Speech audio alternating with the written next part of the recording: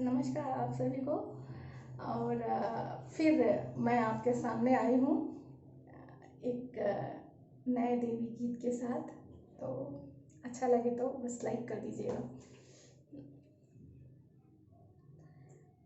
कोठवा के ऊपर मोरी कोठरिया हवे, लोहे के जंजीरिया हवे हो। कोठवा के ऊपर मोरी कोठरिया हवे, लोहे के जंजीरिया हवे हो।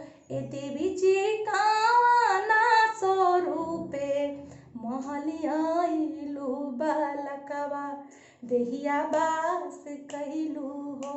ए मैया मोरी कावाना स्वरूपे महलाइलू बालकवा, देहिया बास कैलू नाम।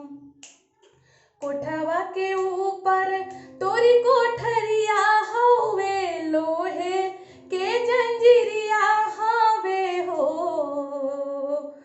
कोठवा के ऊपर तोरी कोठरिया हवे, लोहे के जंजीरिया हवे हो। ए सेवका बावारा स्वरूपे महलाइनी बालकवा, देहिया बास कैनी हो।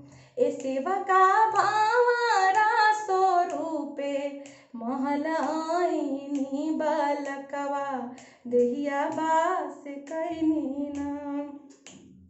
रोवेली बाला काके माई नयनवा, दोनों लोर ढारे हो।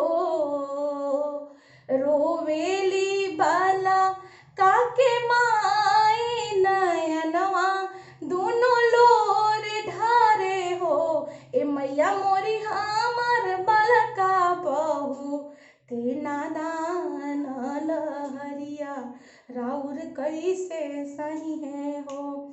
ए मैया मोरी हमर बलका बहू, ते नादान लहरिया, राउर कैसे सही है नाम। चुप हो खबाला काके माई नयनवा, लोरवा पोछी घाल हो। चुप हो खबाला काके माई नयनवा, लोरवा पोछी घाल हो। ए सेवका तोहर बलका सुती है, फूल के से जिया लहरिया, हम सकोच घालब हो। ए सेवका तोहर बलका सुती है, फूल के से जिया लहरिया, हम सकोच घालब हो। लहरिया हम सकोच घालब हो।